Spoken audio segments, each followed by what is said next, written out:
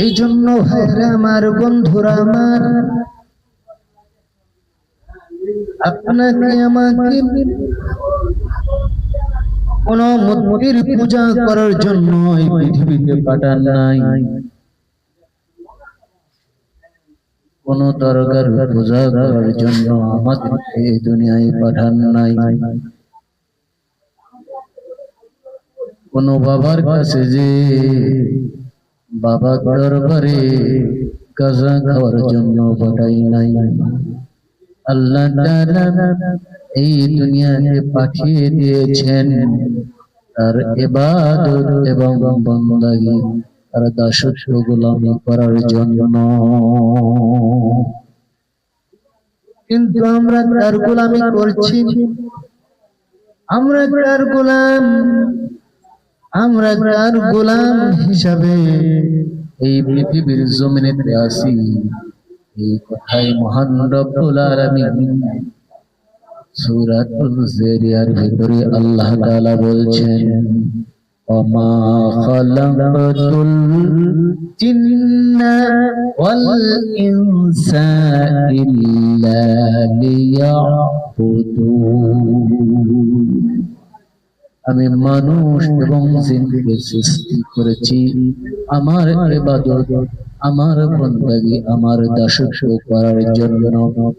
আজকে মুসলমান আমরা দুনিয়াতে এসে পেরেছি মানুষ হিসাবে, কিন্তু মানুষ হিসাবে এসে এই পৃথিবীর জমিনেতে বিভিন্ন ভাবে বিভক্ত হয়েছি।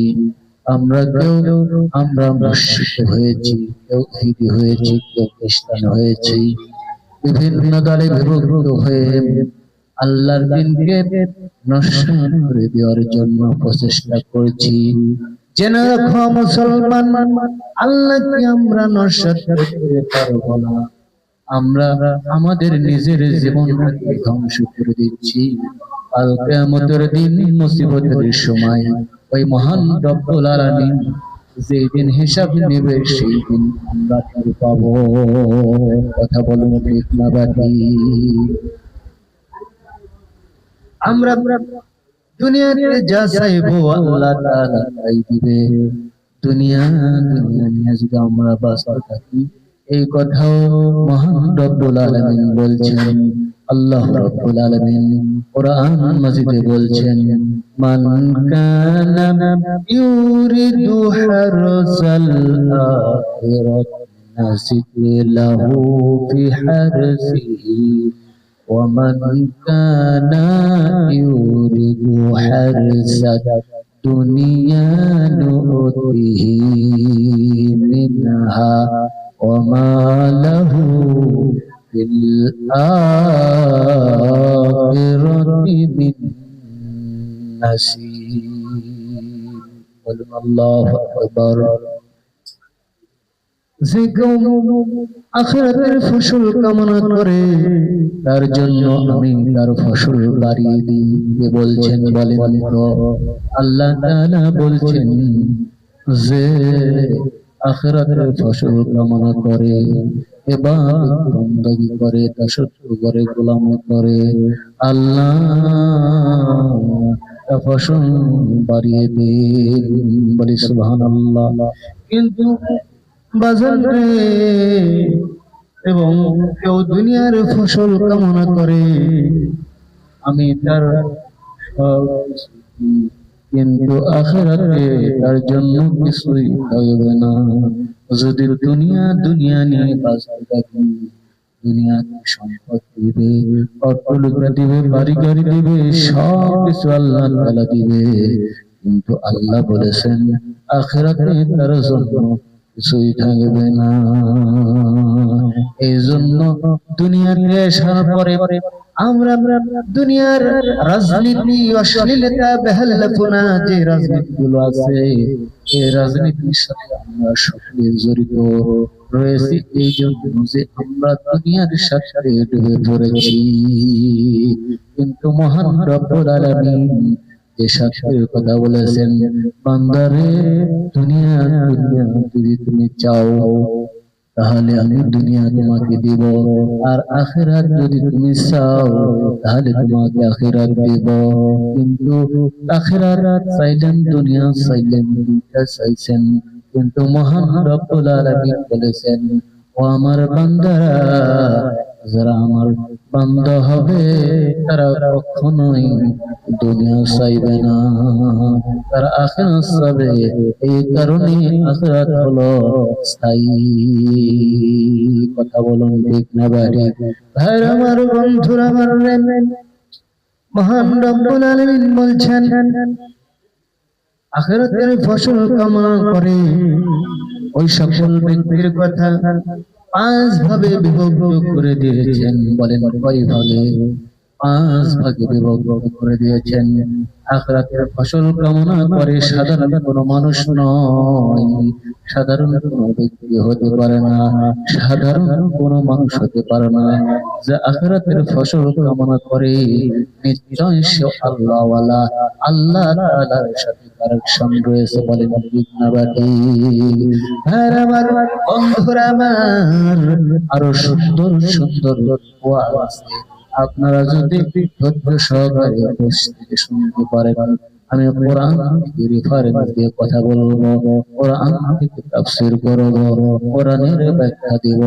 হ্যাঁ আমার বন্ধুরা আমার, আখিরাতের ফসল কামনার জন্য পাঁচটি পদ্ধতি আল্লাহ তাআলা দিয়েছেন।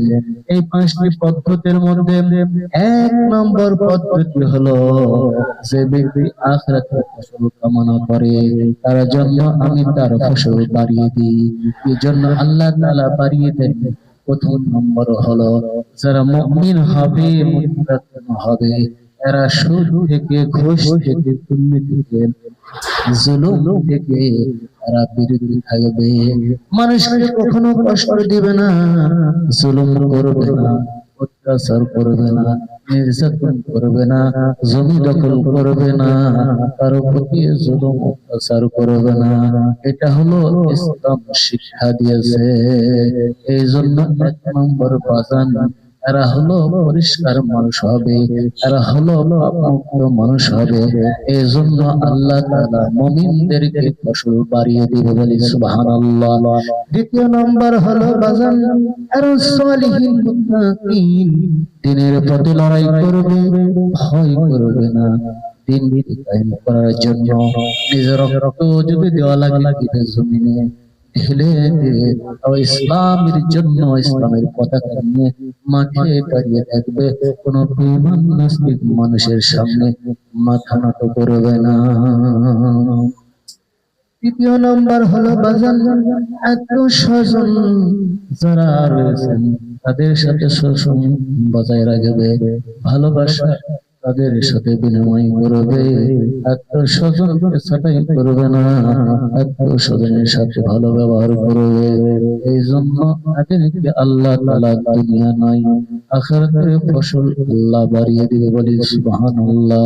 ৪ নম্বর হচ্ছে বাজান, তারা গ্রামগঞ্জের মানুষের সাথে, শহর বন্দরের মানুষের সাথে খারাপ ব্যবহার করবে না, আল্লাহর দাওয়াত দিবে এবং দিন প্রতিষ্ঠার জন্য ডাকবে, ৫ ওয়াক্ত সালাতের জন্য ডাকবে, নামাজের জন্য আহ্বান করবে এবং ৫ ওয়াক্ত নামাজ পড়বে। তারা মুত্তাকিন মুমিন, আল্লাহ তাআলা তাদের ফসল বাড়িয়ে দিবে। বলে সুবহানাল্লাহ। ৫ নম্বর হচ্ছে বাজান, আত্মীয়-স্বজন অথবা মুসলমান, কোন মুসলমান অসুস্থ হয়ে গেছে, অসুস্থ অবস্থায়, সে মুমূর্ষ অবস্থায় দেখতে গেছে, আল্লাহ তাআলাকে সন্তুষ্ট করার উদ্দেশ্য এই মানুষের সামনে দাঁড়িয়ে গেছে।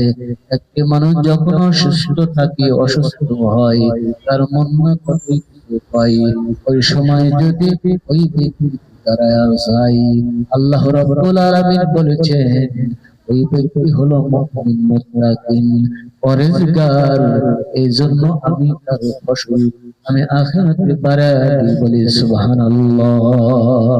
এই জন্য বাজার পাপ মুক্ত থাকে দুনিয়ায়, আখিরাতে উদ্দেশ্য হলো সারা জীবন চিরস্থায়ী আখিরাতে থাকতে হবে।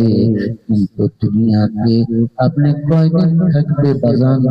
এর মধ্যে এই 5টি আমল যদি করা যায়, এই 5টি আমলের ভিতরে যদি থাকা যায়, তাহলে বাজান রে আমরা কখনোই পথভ্রষ্ট হব না।